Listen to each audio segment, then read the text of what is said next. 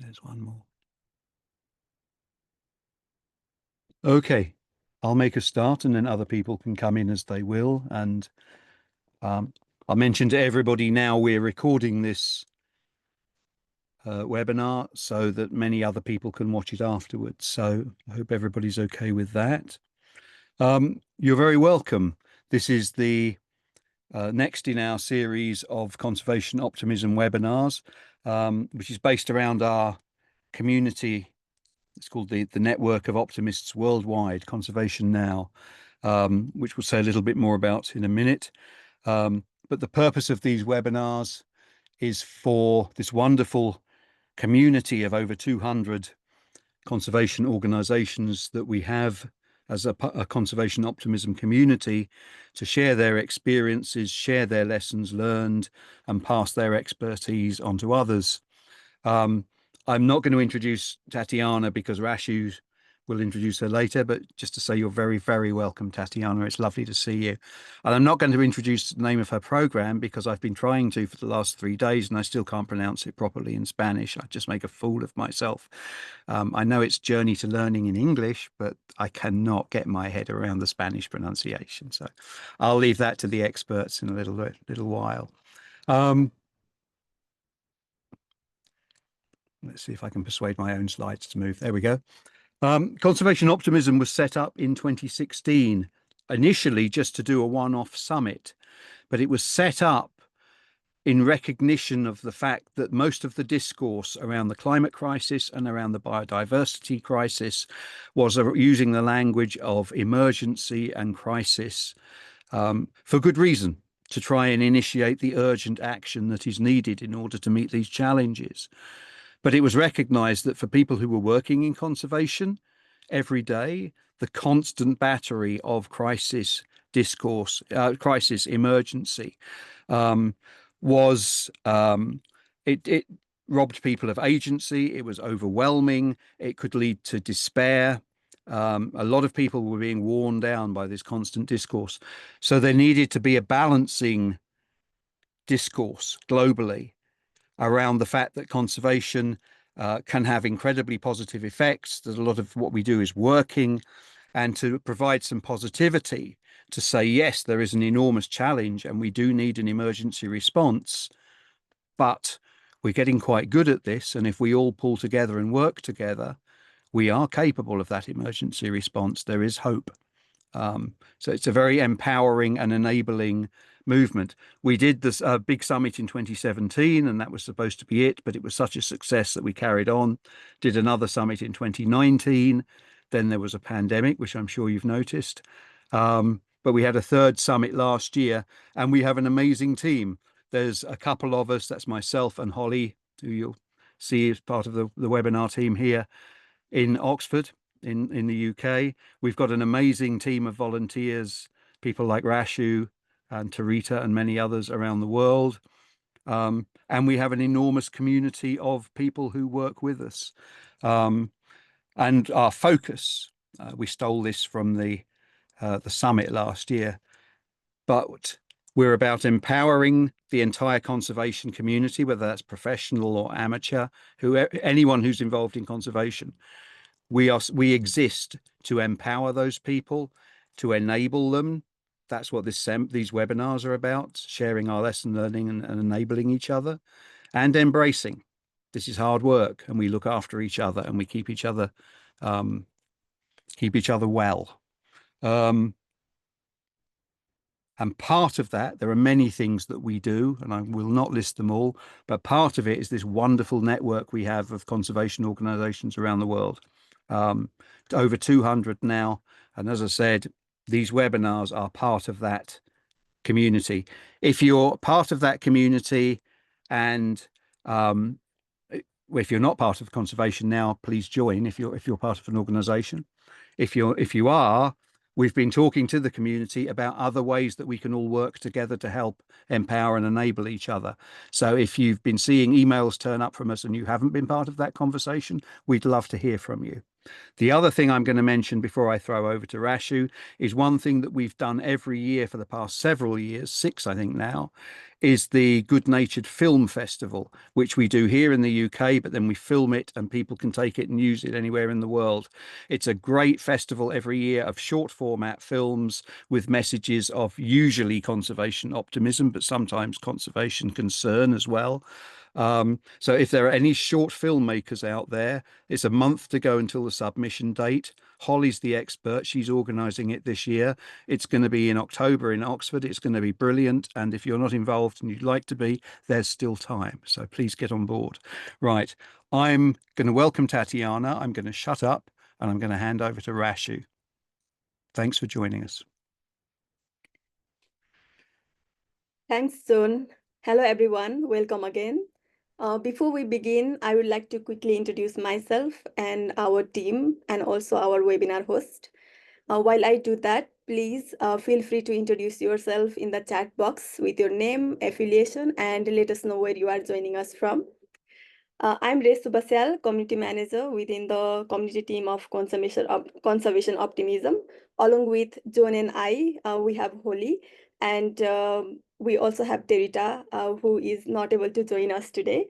Our planet is calling us to rise, and this is our moment to take a meaningful action for a better future. And what better way to begin than by drawing inspiration from a successful environmental program?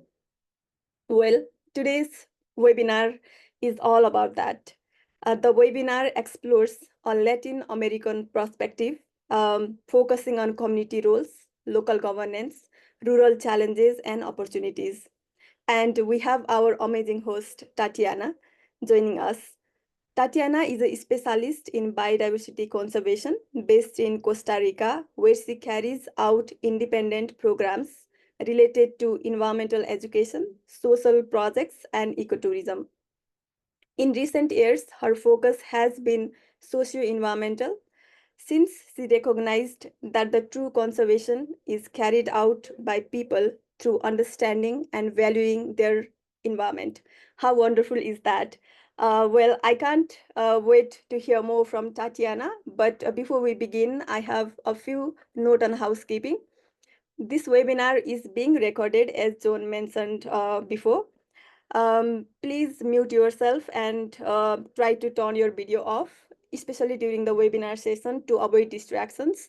If you have any questions, which I encourage you to have, of course, please ask them in the chat box, and we will try to respond them one by one at the end during our Q&A session, which is around 10 minutes. Please get ready with lots of questions because we want to make this a truly engaging webinar session for everyone. All right, over to you, Tatiana. Thank you very much, Rachel. Thank you very much, John and Holly and all the team in Conservation Optimism for this opportunity. This is very, very nice for me to share this experience from the field. So I'm ready to share, right, Rachel? Yep. Okay. Yes. I will share my screen. Just please let me know in any moment. Okay. I'll see if working. Give me a second, please. Okay. Okay. Ready. That's brilliant. We're seeing your first slide. Yeah. Okay. So thank you very much also for all the people that is connect and again for the opportunity to share this project. It's a very small project, very I always tell that we are in the first steps, but we really have very incredible results with just the time, right? Sometimes one of the activities that we carry on and we have more impact, they need time to share around the nature. So it's very interesting how we can really learn for this environment. this project, the name is Viaje al Aprendizaje. Is a project that is located in Costa Rica in the north part, and also is an environmental education program that carry on by myself independently, and my husband and other local people also that are involved. And we also work with tourism in that area, birding, nature tours. So it's a very interesting dynamic that happen around the natural resource. So we will start. The local team. This is also very important because the team that we will start to work is local. So it's very nice because they really already know the area. So I always put a lot of value to the local knowledge, right? So, and it's very interesting how the people can really relate it or can have relation with the natural resource in a positive way, but also in some moments could be in a negative way, right? So this is part of the project. It was also trying to change this relationship. Okay, where we are. We are in Caño Negro, as I told you, is the north part of Costa Rica, close to Nicaragua. So there is a small communities and it's a wetland. This wetland is recognized as a Ramsar site from 1991. And the biodiversity that is in that place, as in all Costa Rica, you know, is crazy. Because in a small place, you can find many, many species, more than 400 bird species, mammals, jaguars, pumas, the 3 species of monkeys that have in the north part. So it's incredible the biodiversity that this place have. Also, it's an important bird area. Maleku is the indigenous culture that also, before that, the people that coming from Nicaragua arrive and take this land, for commercial things. The original owners, it was this Maleku indigenous culture. Now they have rights here, but also it's very interesting, this dynamics between the local people and the indigenous people too. And I know that if you visit Latin America, you can also notice that the indigenous people also is have this like voice also in Latin America, that it was a long time that they really can recognize, but in all Latin America, but now it's important. It's an important part of the population. Also, it's a biological corridor because connect many ecosystem, wetland ecosystem principally, because this wetland system is shared with Nicaragua. We have very close the Nicaraguan lake that is very big. And so we have all this influence. So part of this wildlife refuge is binational, really, all these ecosystems, because we share with Nicaragua. And also, as we are in the borders, and Costa Rica receive a lot of migration from Nicaragua for the economic power to work in field, in crops, work in buildings too. So these 2 countries have this kind of relation. So as we are in the border, normally we receive first these people that can stay in the area for some months or years and after move to the cities or something else. So the dynamic of the population here is very high, and also affect the use of the natural resource. So also in 1984, this area, it was declared as a wildlife refuge. But this wildlife refuge is mixed category. So this is very important because for me that I live in that area for 8 years is the key to conservation is involve people. So when we have a national park that normally was established from an office in a city or in a capital, and just looking the landscape that is beautiful, not really looking the system as ecosystem that is connected with other thing. Normally we forbidden everything, right? It's like, okay, if your family for many generations, it was fishing here, now it's a national park and nobody can fish. So we also create like these circles of poverty around national parks in Latin America. It was very interesting effect of national parks also. But this kind of refuge, a mixed refuge that in other countries can receive other names, allow to people to use the resource. And the big challenge is work with people that can understand why it's important to use the resource in a sustainable way, right? It's not to say, no, you can't do it, it's forbidden, or you need to move your house that it was many years there, right? So it's like involve people to take the decisions. And if we work with in that way, and the people can be really aware why it's important to conserve the resource, the natural resource, so we can really have this change.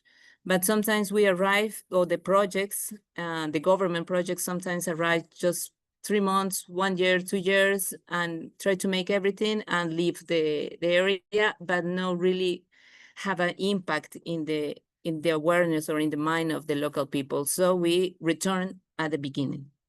So we have a lot of examples, and I study biologists in Bolivia. I am from Bolivia. So I saw many times also how we restart and start the projects and not really looking this change in mind. So we need to also think in long terms. Okay, we will change, but it's not changing.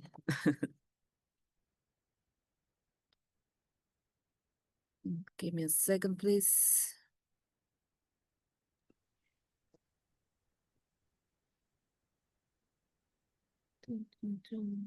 Okay, there is. I don't know if I change more, but there is. Okay. The local populations that are in the refuge. This refuge is this like a gray area, like no really full painting, but there is some communities that is around. Caño Negro also is the district, and Caño Negro is the name of the refuge too, and this wetland too. So this population, these local communities live also into the protected area. 60% of the refuge is public, but 40% is private.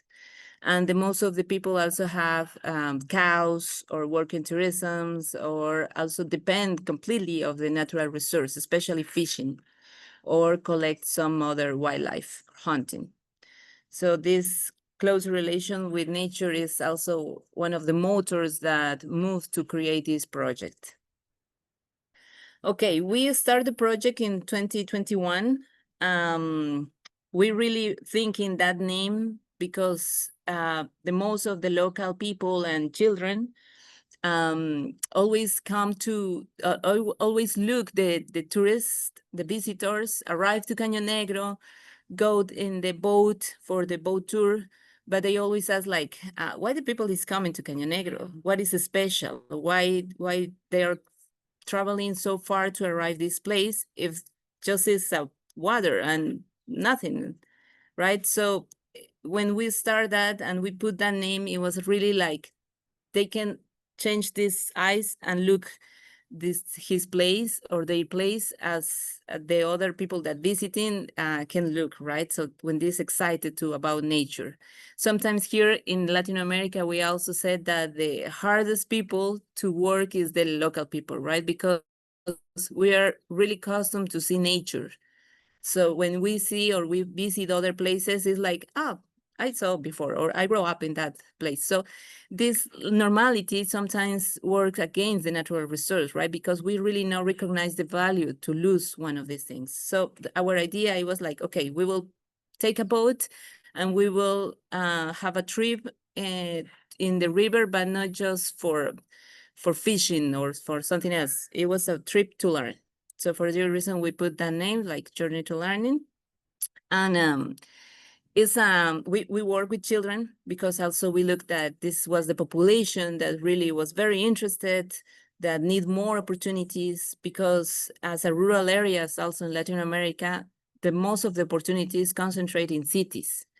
It's no really well developed education, the level of education or the importance of education in the rural areas. So the girls and boys feel the pressure so early, like 16 years old, to go to work, to find a couple, to be pregnant. So this was the dynamic. And so for this reason, we really want to focus in that, to give alternatives and no continue the circle, right? That, okay, if my family live from illegal fishing, but I don't have education and I don't look in opportunities, or there no arrive opportunities to education, to my community, I will continue the circle. Right, so for this reason, we really try to put this effort in children, and that they can really know that there is a lot of opportunities around. And of course, many of these kids have their families that are involved in illegal things like hunting, fishing, deforestation, or this kind of situations. So try to work with the adults. Sometimes it's so hard and require really more time, more resource, and sometimes they really don't want to change, right? But work with these young people, it was like a box of surprises, right? We really are very happy with that, and really the motor of the program is them, because they are really motivated and said, when we go again, when is the next time that we will go to the river, or start to learn a lot of the names, or they are more interested, or they check a nest of a bird and they know that don't have to touch. So they really change very fast. And also they have a lot of influence into their families with parents or siblings too. So we start in this moment, we start with 10, always going to different parts of the wetland, painting, making a lot of different activities, always related to develop the skills, and also to be awareness about our natural resource.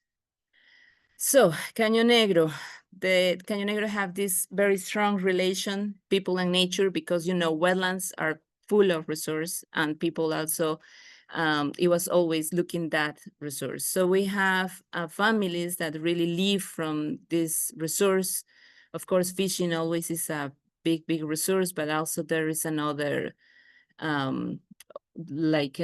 sometimes the people hunting illegally, but I know that in the moment that we can really try to find this balance, we can try to also take advantage of the resource and give the time that they can return again. As you can see, the local knowledge also is huge, because the children, they're really accustomed to take a boat so early, 8 years, and they start to manage a boat, so they know every corner, and they always are in with friends, with the dogs. So it's very interesting, the dynamic. It's a very healthy childhood. The biodiversity, of course, the most of the people concentrate more in maybe mammals, birds, or frogs, but snakes, insects, plants, mushrooms, all the biodiversity really is incredible in that part. And we need more research too. So it could be a very interesting, another process that we can include some research or monitoring programs with local people, so that they already know the place very good. And as I told you, the opportunities, sometimes we don't have too much opportunities that they can really develop the skills, like sports, art, music, painting, computer or technology too. So the idea also, after all these years, it was really try to make a very integral program, not just to talk about nature, it's also talk about how we can develop skills that no go against nature too, right? Or try to also encourage the participants to continue study. As I told you, the base of this program is rediscovering the wetland. So this program is based really to discover the wetland, its important streets, but also how we can help individually and collectively too. Because when we have these activities with them, we can really talk about it, right? And so they sometimes they don't know that the actions are damage the wetland. So learn which is the actions and why is they are damaged, or which of the other actions that we can also do to help the wetland. Really, we are beginning from that that moment. So it's very nice because you can see very fast the change, and you can see how they relate other local knowledge with the things that we are telling them. And in the other part, you have these pictures that is part of the pictures of our program. And also you can see that the people also is always are in the wildland. In Spanish, we call el llano. So always the people is spend the time there. And one of the most good things that I always tell is we don't need money to enjoy the wetland, right? You leave your pocket in, or your wallet in your house, and to enjoy nature, to enjoy the wetland, to enjoy this magical place, you don't need money or nothing else. Just time to really appreciate. How we work. We work in different like modalities. We have the one day that we start with one day, one time per month. We call 10 boys and girls to go to the wetland from 6 years old until 13. So we visit the wetland, we learn about birds, the name or some characteristic of all the animals as a tourism, really. But they feel special too.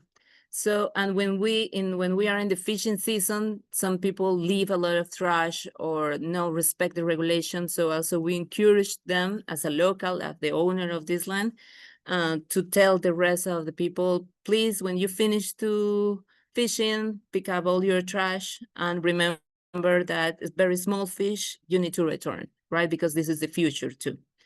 So it was very nice because we identified many of these kids very compromised with the program, and they are really asking for more knowledge. After 2 years of that, we start like a camp, because we receive the support of other friends, other companies, and they tell we can do something long-term. So we planned a 3 weeks camp during the holidays in January. So we identified 10 kids again that participate in the one day, and we tell, okay, you are invited to come with us from Monday to Friday, all the morning, meals included, and all the materials to spend the camp, Viaje al Aprendizaje, el campamento de Viaje al Aprendizaje. So it was incredible, the results, really. We have 3 years doing that. We are waiting to have enough the resource and support to start in the next January. But we give these uniforms that in any moment that we call again, they use that, so they really are very identified with the program. And we have many other resources that also we collect from different other friends, like binoculars, field guides, camera traps. So they really are like researchers, and we really try that they have this like invest and this personality that I am really working for the wildland. And as I told you, it was very, very good. And after to pass these 3 weeks, we have the monitoring, the group of monitoring, participatory monitoring, that also is one of these group of children or kids that really want to go further. So we again try to take this and give more challenge, right? The others that maybe are too young, or maybe they like but no feel really disconnect, we continue doing other things that also like support this part, like the skills or always around environment. And this is very important because always we want to separate people and environment, right? Develop cities and are not connected with conservation. But this conception, it was for me, one of the biggest mistakes in conservation, how we managed for many years trying to separate that. And really, and the results show us that we need to really include in any decision that we have in our day-to-day. and more in the cities, right? Because I know that sometimes we put too much pressure in indigenous communities, rural communities that live around the natural resource, and we are not thinking that our lifestyle in the city had the biggest impact in conservation, right? So I really agree to have a lot to invest a lot of time and resource in national parks, in resource, in the rural areas or countrysides. But also we need to be aware that all the people that live in the city also, they are really, they need to change a lot. So it's very important also to spread this kind of environmental education, and really they can be in your day-to-day in all the world, definitely. Our principles. So we want a comprehensive development. We want that develop the outdoor classroom. We have the wetland, that is the laboratory, the classroom, and everything that we need to know is outside. So also we promote that going out, walking, take a boat, or also explore in different ways. And they live around, so even the houses are full of natural resources. So also they can create these gardens or functional gardens or house, or if they find a snake in the house, don't kill the snake. Also just check, call. We can try to also work together to relocate this snake. Because we are in a wildlife refuge, and we need to understand also that they are the wildlife, its home is there too. Because if we start to grow and take more and more land, where is the home of the wildlife, right? Minimal waste generation, of course, this is very important. Sometimes we really don't need like plastics or something else. We can really try to, as it's a very local and we know each other very well, so we can really try to give more, or to do more natural, not like a big event. It's like more shared, right? I will give you that, but you need to wash and reuse many times. So this is very important, that I also can change the mind of consumption, right? We normally are thinking to buy, and throw out, and that's it. But we are not really thinking what happened with all these waste that we generate. The conscious exploration of wetland also is very important. Look the wetland with other eyes, with the eyes that we can, this is a good thing. We can really protect that, because will be a resource for the future too. And as I told you, all the ecosystems are connected. So if we conserve this area also, we will help the conservation of other ecosystems around this wetland. The active participation of all, also we try to promote. We are no hurry, we are no rush to arrive to some point. We're just really take time that they can develop these skills, because sometimes they are very shy kids, or sometimes they are not the best students in school, but they have a strong relationship with wetlands. So we really want these guys that really their families live around the wetland and live from the resource. So it's very interesting, because normally when the people look at our teams, it's like, oh, you are with the most problematic boys or girls. And we said, this is the objective, to really give opportunities to these kids. And the respect and appreciation of wetland and wildlife and each other, right? You know that it's hard times in the world. We are losing a lot of tolerance, a lot of respect each other too. So we try to promote that, and they tell, okay, we are different and we can celebrate our difference too.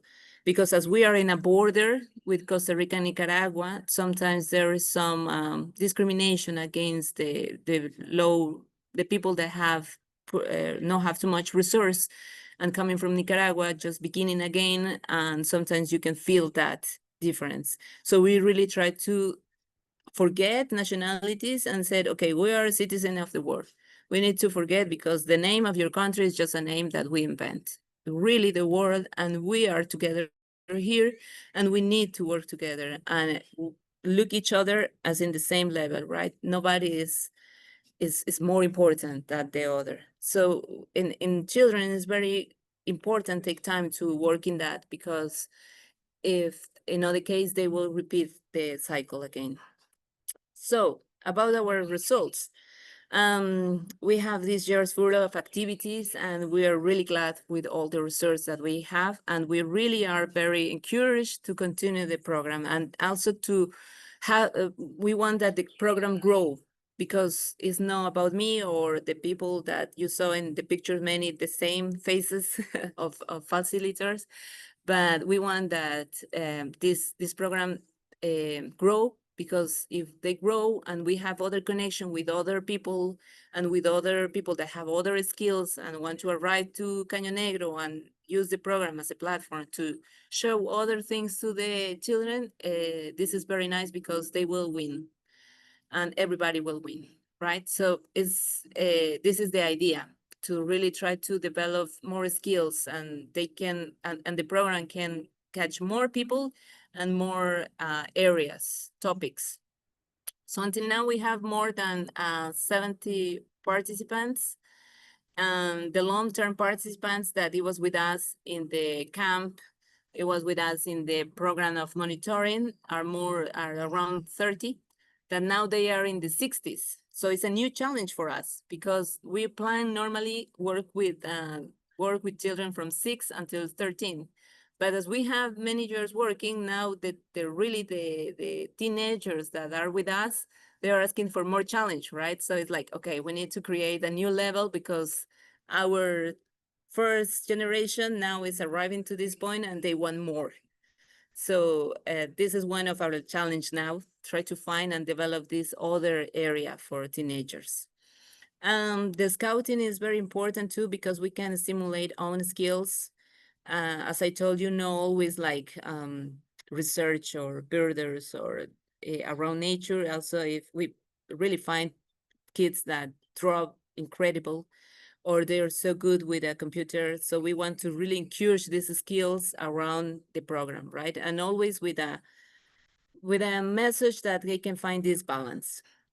The impacts, as I told you in the beginning, parents, siblings, the community really are very indirectly influenced, because they know this group of children walking around, going, take time to learning. So they feel like, okay, if they are learning, I have to learn it too.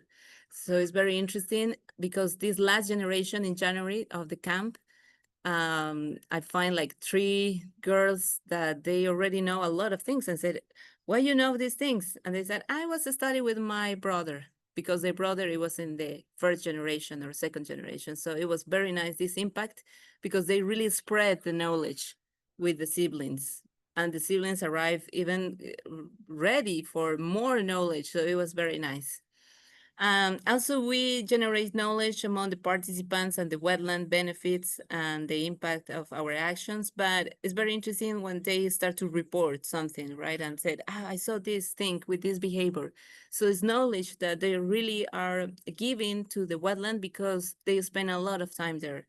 Normally, the boys and the girls have to go to fishing with their families during the season, because this is the food, right? So sometimes they're spend time in the wetland, but like a working. So for this reason, we want to really they enjoy this area with other eyes, not just like the place that provide me a resource, or the place that I don't want, because I went all the week trying to fishing and I'm tired. So we want to really try to give another perspective.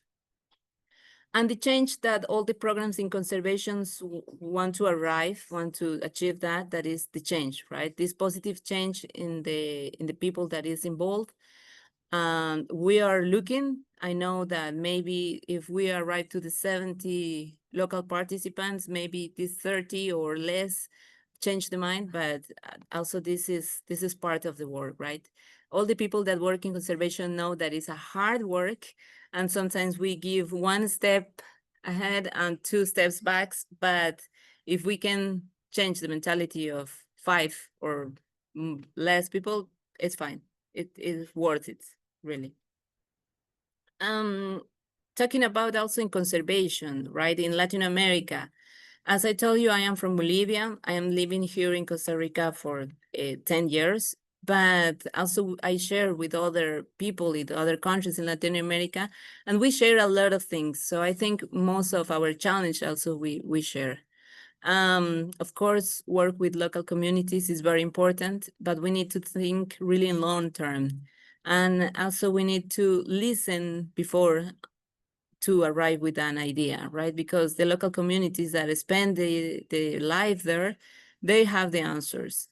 And we need to understand why is, or they are the relation with the natural resource, why is negative or why is positive, and which things we can really take as a tool to continue working. So of course it's a big challenge because we need the people that be around, and to think in projects in long term, you need people that live in that part, and also they can know the culture and how the people manage to.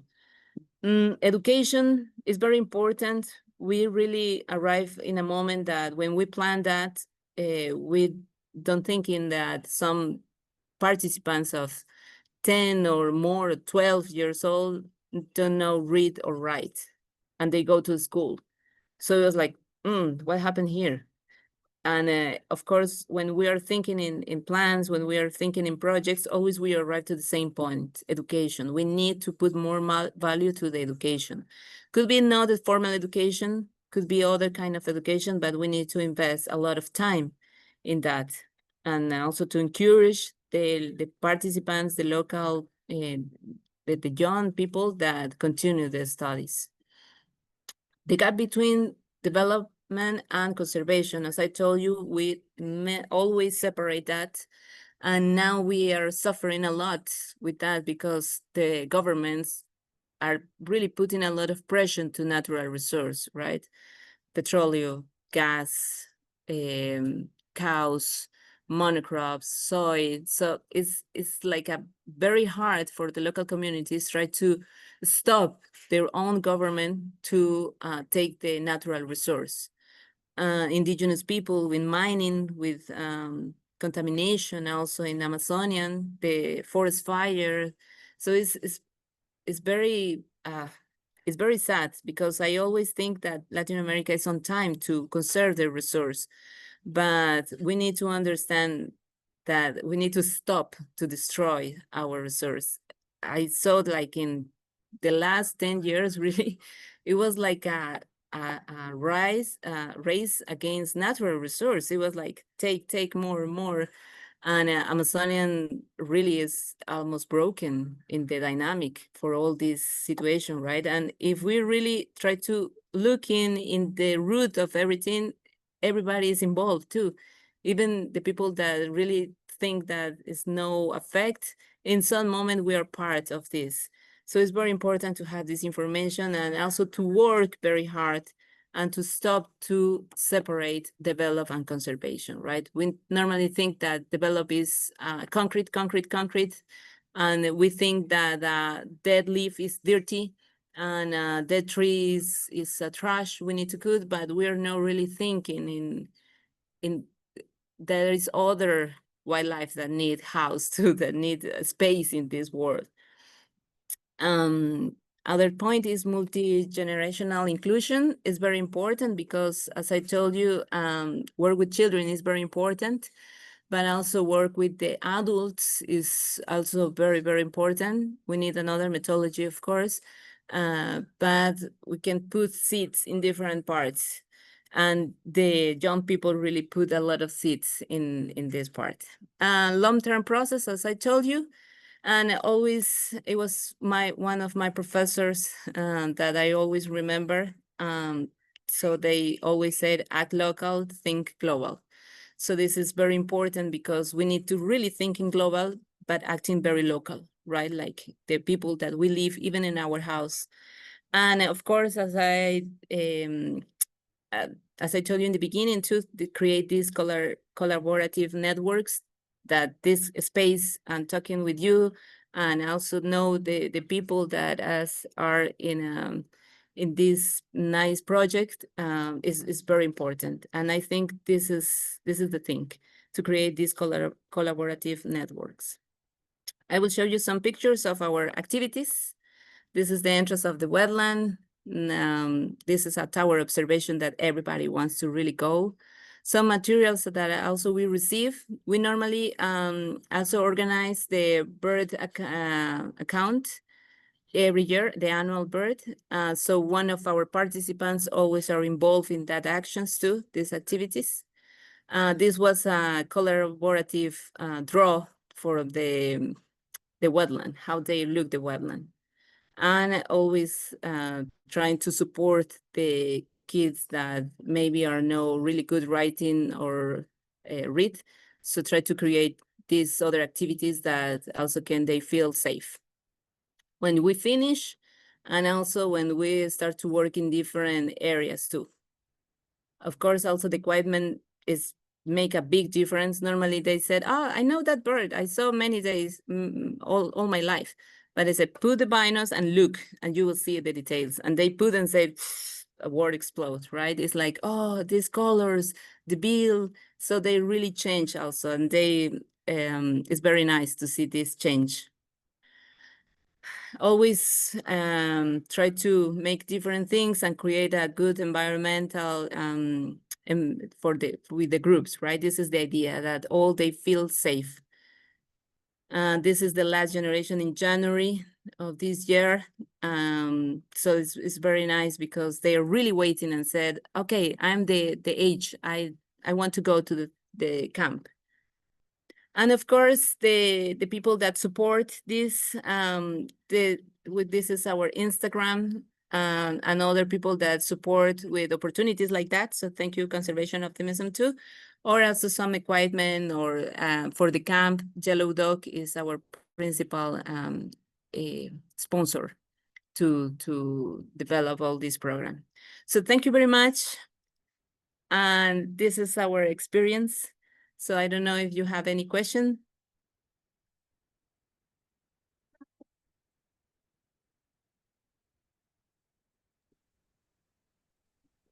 Yeah, Taylor, I will leave. Thank you. Rashu, are you steering us?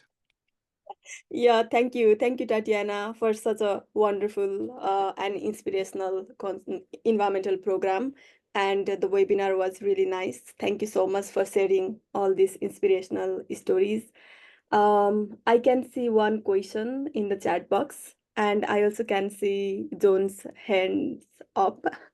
Would you like me to read the question, Tatiana?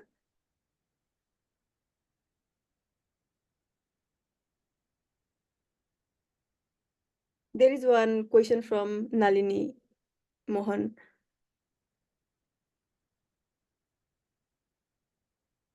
Tatiana, are you hearing us? You are muted. Ah. Rashu, do you want to read the question? Yes. Yeah. Okay. Could you share a bit more about you, your background story, how you got into this work, what inspires you most? This is a question from Nalini Mohan. Yeah, thank you. Yeah, I didn't say that. I am from Bolivia. I told you before. I studied biology in Bolivia, and after I was really interested in conservation. So my idea was like, okay, we'll try to find what is conservation first, because in the university, when I am studying biology, it's always is like go far from the people, right? Go into the mountain and lose 1 month in the forest. That is amazing. It's very nice. But I really moved conservation. So I said, okay, the conservation is now here. It's very nice. I enjoy a lot, but conservation is now here because every year that we arrive, there is loss and lost forest. So, so for this reason, I decided to come to Costa Rica to make a program in conservation. As you know, Costa Rica is a reference in conservation. And so I arrived here and make a master program in conservation, and this program really opened my mind because they really show me the importance to work with people. In the beginning, it was so hard. I said, no, this is too much for me. But after to see the results and after to understand very well, I said, okay, this is conservation. We need to work with people. So I live in Caño Negro because I finished my project there of the master program. And so after that, I decided to live there, but I also try to have connections and projects with Bolivia too, in Bolivia too. Yeah, and the inspires is always I was very close to nature. My grandmother, it was Quechua, and always we visit in the field, so very open to nature. So it was like something that I really don't decide that it was just with me all the time, all my life, be around nature. So for this reason, I really invest my life to trying to do that. Thank you. Thank you, Tatiana, and thank you, Nalini, for the question. There is one more question in the chat box, but I will let John ask his question because, yeah. Well, that's kind of you. Thank you. Tatiana, that was brilliant. And I spent most of it just wanting to wave little pom-poms and agree with what you were saying. It was, I'm not going to repeat your present, but the bit about, and you've just said it again, the bit about conservation being a social science. And so many of us get into it because we love animals and we love wild places and wildlife, and people want to work in those places. And yet the problem, as you say, is not the wildlife and the wild places. The problem is what people are doing, and you have to work with people. But all the stuff you were saying about local communities and think global, act local, and all of just one brilliant message after another. That was superb. I've got about the education program, because I used to work with quite a few that were in Africa, and I recognized the bit about the kids. The kids love it and they grow up with it. And if you can keep the program going for long enough, you often get kids growing up to work in conservation. You're almost training the next generation of conservation rangers and conservationists, and that's brilliant. There used to be some belief in Africa, and there wasn't much evidence to back it up. And I noticed you didn't mention it very much. It's this idea of kids as message multipliers. So if you teach the kids, they will then go home and tell their parents, and and the whole community will get it, and everybody will live differently, and we'll all live sustainably and live happily ever after. And there was, in my experience, there's some evidence that might work in public health stuff. Mummy, please stop smoking, I don't want you to die, is quite a powerful message. Yeah. But if the messaging is more sophisticated and less immediate, there's less evidence that works. But I wanted to ask what your experience was of that. Have you found evidence of the messages feeding up into the adults, or you mentioned at one point you might have to take a different approach with the adults? Yeah, definitely. And it was part of the idea too, like work with them and put the bomb in house in home. But yeah, we saw it because we see that some of the people that normally have illegal hunting or fishing, now they can really stop and say, okay, or the trash that normally they leave, they collect also. So we saw change in their parents. That is like the first line. And it was very nice because also more of the other people also that maybe just look around the guys and said, okay, I need to improve my behavior because they are around. So we saw that, and very fast. I was so impressive how fast the results start.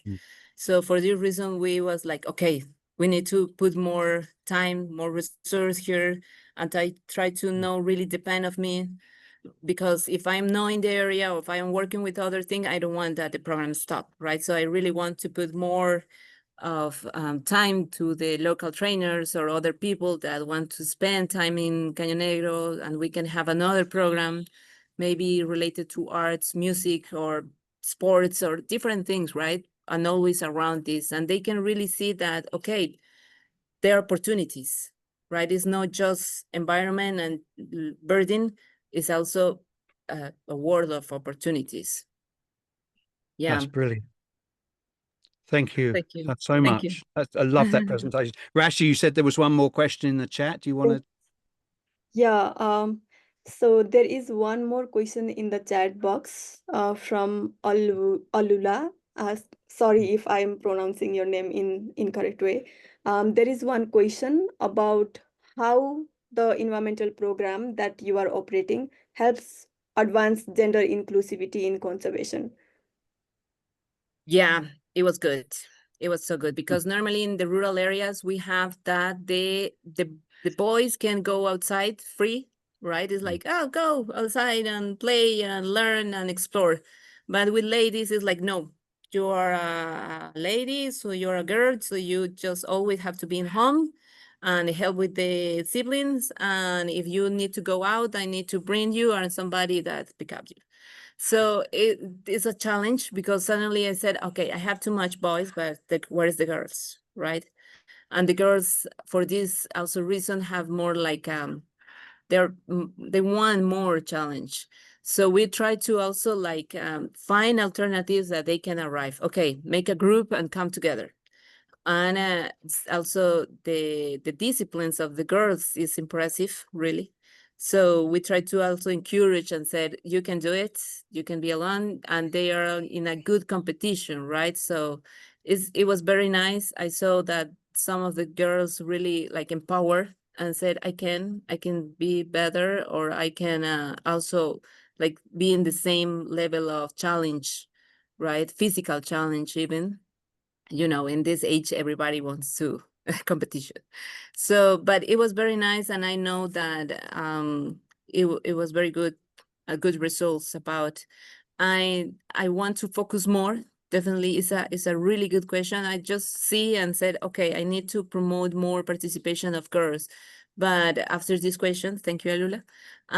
I think we need to put more efforts and more strategies to really try to really include more. And yeah, and also with the mothers, right? They always look the mothers as the person that is staying home all the time, all the day, and they really not take too much decisions, or they have to be magic with the money that they arrive. So it's very important also to try to see how we can include these parts. And I want to include the mothers in some moment soon, definitely. Thank you. Thank you. Thank you, Alula, for this question. And thank you, Tatiana, for the response. We have one more question from Rose, but I see that we have already exceeded our, time. So we will try to respond to your question in email. Yeah. So yeah, I think that's the better way. And I will let Holly to end the webinar. Holly, over to you. Yeah. Thank you. Yeah, please. I really appreciate to keep in contact with all the people that is here, and we can really create these networks. Yeah, thank you. Thank you for the space and opportunity. And yeah, I forgot about one more message in the chat box. So we will also share Tatiana's email and slides later. Yes. Okay, Holly, over to you. Thank you so much. Thank you, Rashu, and thank you so much, Tatiana, for such a fantastic webinar today, and to everyone here that joined us, and to everyone that watches this back online as well. As we said, it is being recorded, so it will go on our YouTube channel and also on our website, and we will look to share it out in our newsletters that we have as well. We also do have a short survey about today's webinar, and I think Rashu, if she hasn't already, is going to put the link into the chat. We just really appreciate any feedback that you have about our webinars. We do run these obviously quite often, so we like to hear what you think and to see how we can improve. And we're really delighted to announce that we do have another webinar lined up, which will be coming up on the 14th of October. And we will be sharing the registration details for this and more information on our social media and website very soon. So please keep an eye out for that. But I'd like to thank everyone again for being here today, and to Tatiana, and we'll see you again next time. Thank you, everyone. Definitely. Thank you. Thanks, everyone. Bye-bye. Thank you, everyone. Thank you, Tatiana, again. Thank you, Regina. It's nice to meet you. We'll keep the contact. Bye, John. Bye, Holly. Thank you very much.